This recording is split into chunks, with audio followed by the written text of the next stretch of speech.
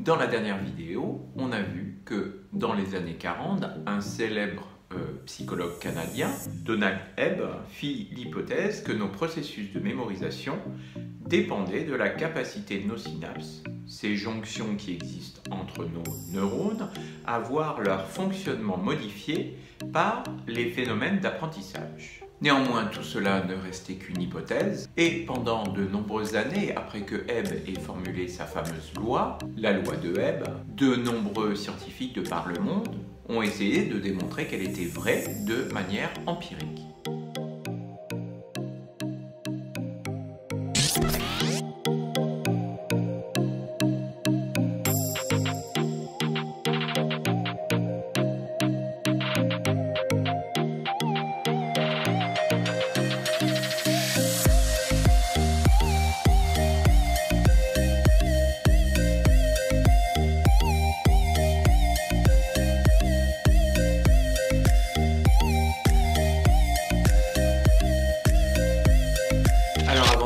N'hésitez pas à vous abonner, d'activer la petite cloche, de liker cette vidéo si elle vous plaît, d'écrire des commentaires ici en bas auxquels j'essaierai de répondre, et bon visionnage.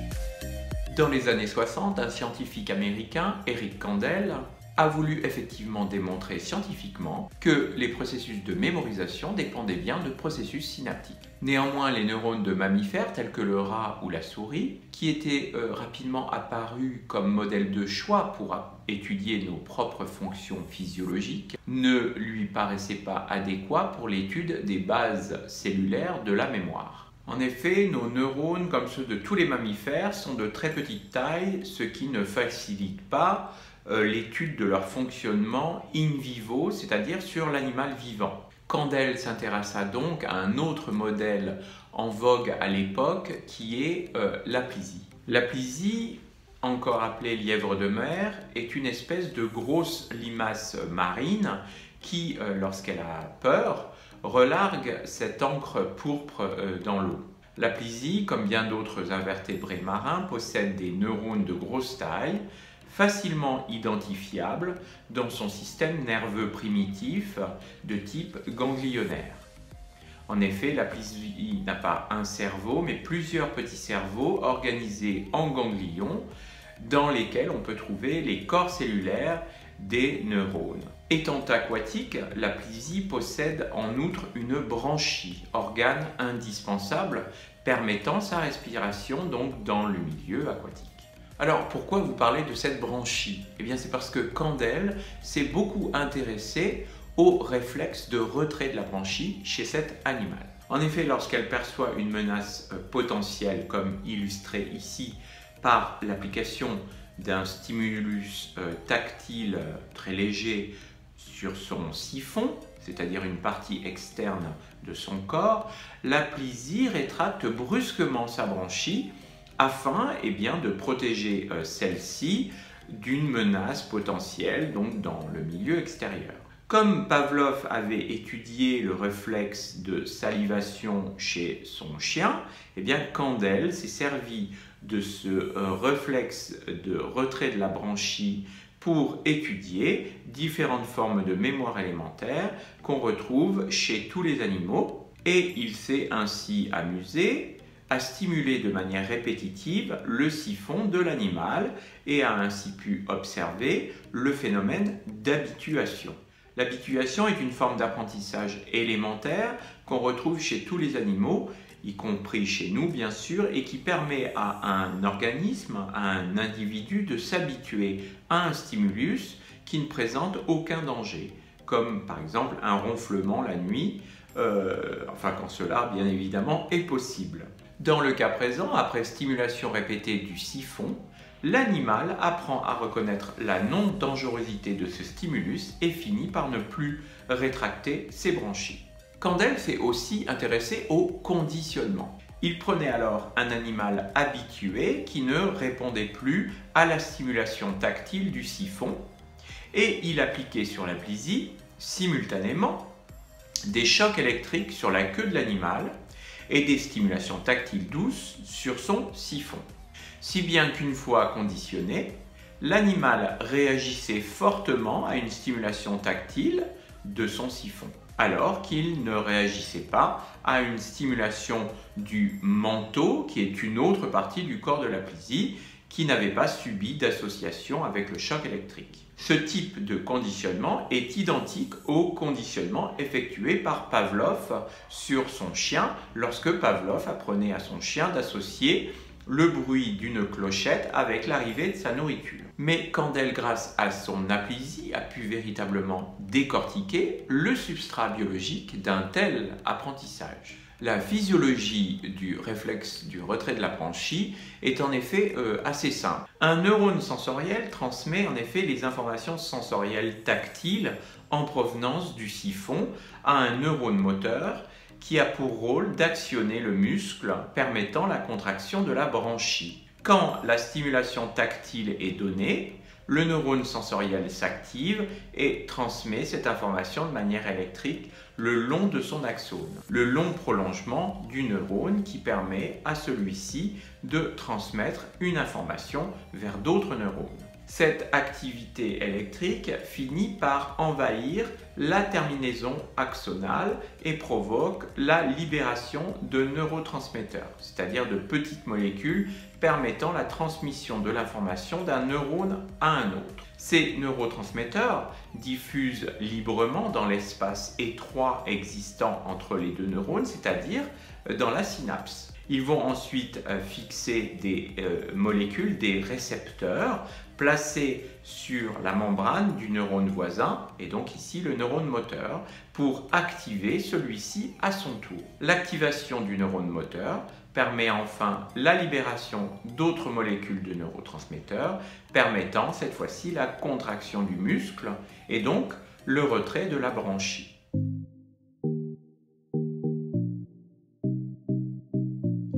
Lors du phénomène d'habituation, la stimulation répétée du siphon aboutit toujours à l'excitation du neurone sensoriel, mais Candel a montré que des modifications avaient lieu au niveau synaptique, menant à la diminution du nombre de molécules de neurotransmetteurs libérées. Cette diminution de la transmission synaptique a pour effet de diminuer l'activité du neurone moteur et donc son action de contraction sur le muscle de la branchie.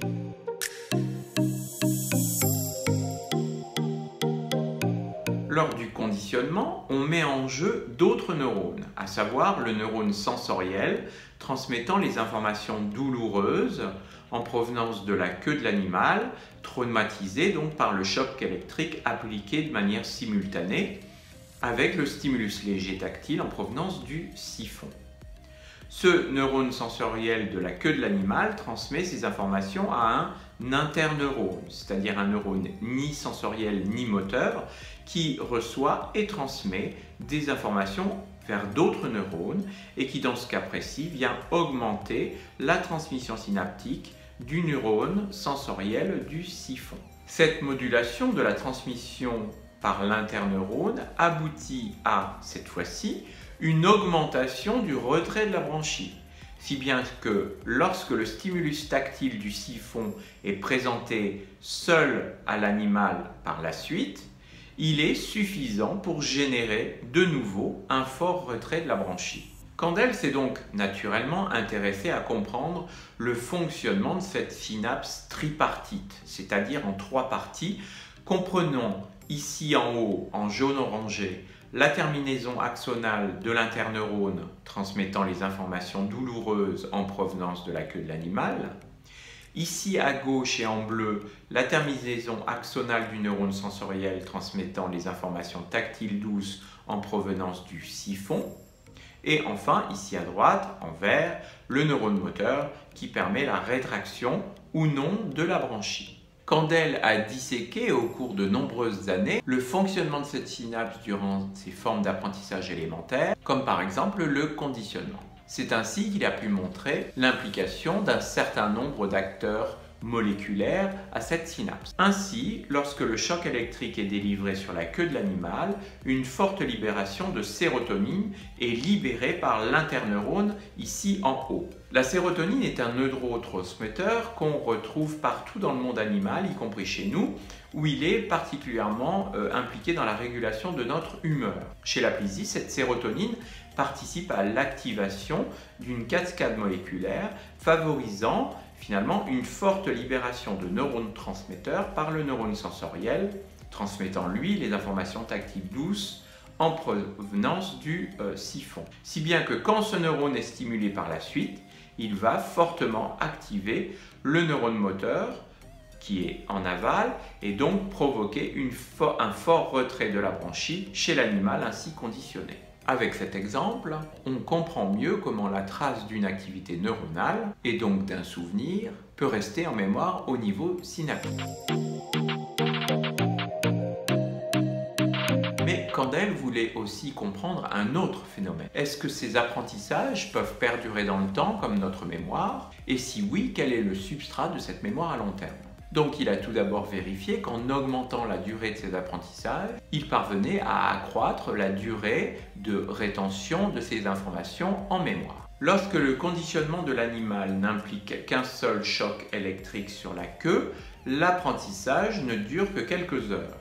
L'animal ne répond à une stimulation tactile du siphon par une rétraction de sa branchie que pendant 2 ou 3 heures. Après, il finit par s'habituer de nouveau à cette stimulation tactile et ne rétracte donc plus son siphon. Au contraire, si plusieurs associations choc électrique sur la queue, stimulation tactile du siphon sont réalisées, comme c'est ici le cas 4 fois par jour durant 4 jours, le conditionnement de l'animal va être beaucoup plus long et pourra durer plusieurs semaines.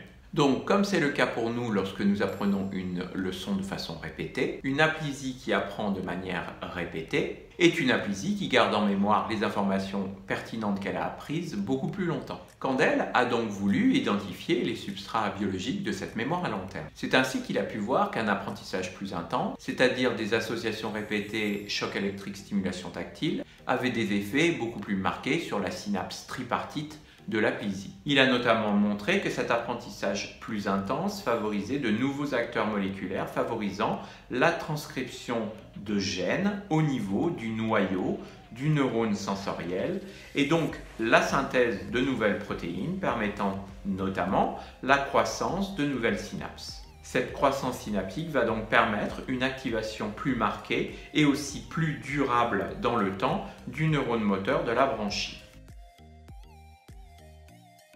Donc ce qu'on doit retenir de ceci, c'est qu'un faible niveau d'entraînement permet à l'aplysie de retenir des informations à court terme, et ceci grâce à des modifications de l'efficacité de la transmission de synapses déjà existantes. Ces modifications portent sur l'efficacité d'action d'un certain nombre d'enzymes que je n'ai pas détaillées ici, qui favorisent la libération de neurotransmetteurs. En revanche, lorsque le degré d'entraînement est plus grand, ces mêmes modifications entraînent la synthèse de nouvelles protéines et donc la formation de nouvelles synapses. Le mécanisme inverse peut expliquer l'habituation à long terme. Alors qu'une seule série de stimulations tactiles répétées entraîne une habituation de courte durée dépendant d'une diminution de la transmission synaptique, un entraînement plus intense induit une habituation de plus long terme, dépendant, elle, de la disparition de synapses. Les travaux de Candel et de ses collaborateurs ont donc montré que, premièrement, la mémoire de l'aplysie dépend de modifications synaptiques. Deuxièmement, celles-ci interviennent dans les synapses déjà existantes, en tout cas en ce qui concerne la mémoire à court terme. Et troisièmement, elles provoquent la formation de nouvelles synapses ou la destruction d'anciennes synapses si on considère l'habituation, lorsque les informations sont consolidées en mémoire à long terme. La question qu'on peut maintenant se poser est: est-ce que les mêmes mécanismes régissent aussi notre mémoire humaine? Et c'est ce que nous verrons dans la prochaine vidéo.